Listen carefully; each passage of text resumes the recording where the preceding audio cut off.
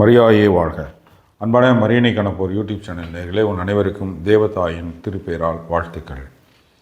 ஜபமாலை பக்தியை பற்றி ஜபமாலை பயிற்சியாக இந்த நெடுந்தொடர் உங்களுக்கு தரப்பட்டு கொண்டிருக்கிறது.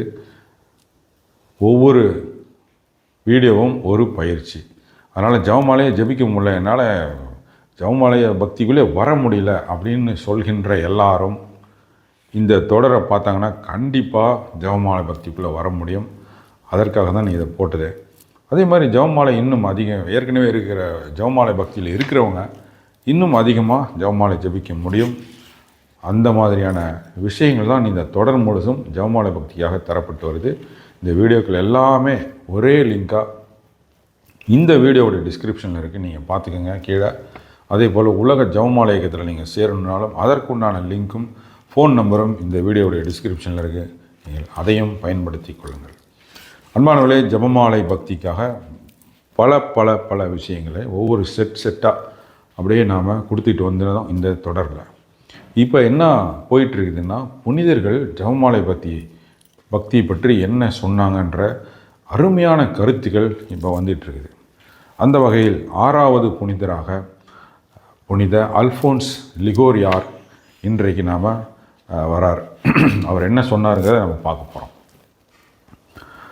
பரிசுத்த திருப்பலிக்கு பிறகு மரியன்னையை கௌரவிப்பதற்கும் மகிழ்ச்சிப்படுத்துவதற்கும் சிறந்த வழி ஜபமாலை ஜபிப்பதே ஆகும். ரொம்ப முக்கியமான உண்மையான வார்த்தைகள் இது. நம்ம இந்த வார்த்தைகளை உணர்ந்தோம் எப்படின்னா, கொரோனா காலத்தில் இதை உணர்ந்தோம். அப்போ நமக்கு திருப்பலி இல்லை, கோயிலுக்கு போக முடியாது, நன்மை வாங்க முடியாது, எதுவுமே பண்ண முடியாமல் வீட்டில் முடங்கி கிடந்தோம்.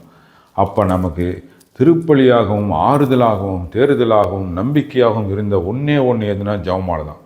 எல்லா வீட்லேயும் குடும்பமாக உட்காந்து ஜபமாலை ஜபிச்சு காப்பாற்றுங்க ஆண்டவரேன்ட்டுன்னு எல்லாரும் நம்ம வேண்டணும்.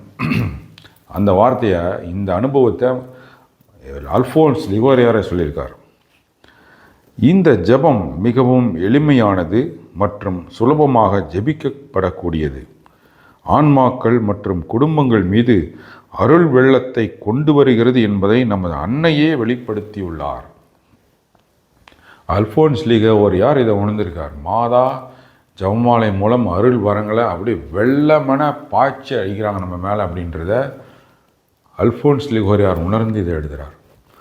ஒவ்வொரு அருள்நிறை ஜபமும் நமது அரசிக்கு வழங்கப்படும் விலைமதிப்பற்ற ரோஜாவாகும். மேலும் ஒவ்வொரு ரோஜாவிற்கும் அவர் உதவிகளை வழங்குகிறார். சில பார்க்கப்பட்டவை, சில நித்தியம் வரை மறைக்கப்பட்டுள்ளன. எவ்வளோ உண்மையான வார்த்தைங்க. ஒரு அருள் நிறைந்த மரிய ஜபம் ஒரு அழகான ரோஜா பூவாக போய் மாதாற்ற அமருது. ஒவ்வொரு ரோஜாவிற்கும் மாதா உதவிகளை வழங்குகிறார். அதனால தான் மாதா சொல்கிறாங்க, உங்களுக்கு ஏதாச்சும் வரங்கள் வேணுமா, எது முடியாதுன்னு நீங்கள் நினைக்கிறீங்களோ அவ்வளோதான், முடிஞ்சு போச்சுன்னு எந்தெந்த நினைக்கிறீங்களோ அத்தனையும் இந்த ஜபமாலை மூலமாக எனக்கு ஒப்பு கொடுங்க, என்கிட்ட கொடுங்க காணிக்கையா, உங்களுக்கு நான் எல்லாம் செஞ்சு தரேன், நிவர்த்தி பண்ணுறேன்றாங்க மாதா. அப்போ அதை பாருங்கள், அல்ஃபோன்ஸ் லிகோரியார் அதை அழகாக சொல்கிறார். ஒவ்வொரு அருளின மரியாவும் ஒரு ரோஜாப்பூ, அந்த ரோஜாப்பூவிற்கு மாதா உதவிகளை வழங்குகிறார். சில பார்க்கப்பட்டவை, அதாவது நம்ம இப்போ இங்கே உலகத்தில் இருக்கிறப்பயே இந்த ஜபமாலை பக்தியினால் நமக்கு மிகப்பெரிய நன்மைகள்லாம் நம்ம கிடைக்கிறத அனுபவிப்போம், தெரியும், உணர்வோம். இப்போ நான்லாம் உணர்ந்ததுனால தான் இந்த 110 நாளாக இந்த தொடரை நான் நீட்டிச்சுக்கிட்டே போகிறேன். ஆஹா, இவ்வளோ பெரிய ஆசீர்வாதம் இதில் இருக்குது, ஜபமாலையில் கேட்குறதெல்லாம் கொடுக்குறாங்களே மாதா, அப்போ நாம் இதை சொல்லணும் உலகத்துக்குன்னு தான் நான் இதை சொல்லிகிட்ருக்கேன். அப்போ அது இங்கே பார்க்கப்பட்டது உலகத்திலேயே, அதனால் நான் இதை போட்டுட்ருக்கிறேன். அது மாதிரி நிறைய அனுபவங்கள் எல்லாருக்குமே இருக்கும். சில நித்தியம் வரை மறைக்கப்பட்டுள்ளன. சில ஆசீர்வாதங்கள் நித்தியம் வரை, அது நம்ம மோட்சத்துக்கு போகிறப்ப தான் அதை மாதா காமிச்சு கொடுப்பாங்க. பார், நீ ஜபமாலை ஜபிச்சதால் உனக்கு கொடுத்த வரங்கள் பார் எப்படின்றத காமிப்பாங்க. அப்போ நம்ம மலைச்சி போய் நிற்போம். நீங்கள் சோதனையை முறியடித்து நல்லொழுக்கத்தில் வளர விரும்பினால், இறுதி விடாமுயற்சியை பெற விரும்பினால், உங்கள் கையில் ஜபமாலை இல்லாமல் ஒரு நாளையும் கடக்க வேண்டாம்ங்கிறாங்க. அருமையாக சொல்கிறார் அல்ஃபோன்ஸ் லிகோரியார். சோதனையை முறியடிக்கிறது நல்லொழுக்கத்தில் வளர விரும்புவது. இது ரெண்டும் நீங்கள் நினச்சிங்கன்னால் எந்நாளும் ஜெபமாலை எடுங்கன்றார். அந்த ஒரு நாள் கூட மிஸ் ஆகக்கூடாது, ஜெபமாலை எடுங்கன்றார் கையில்.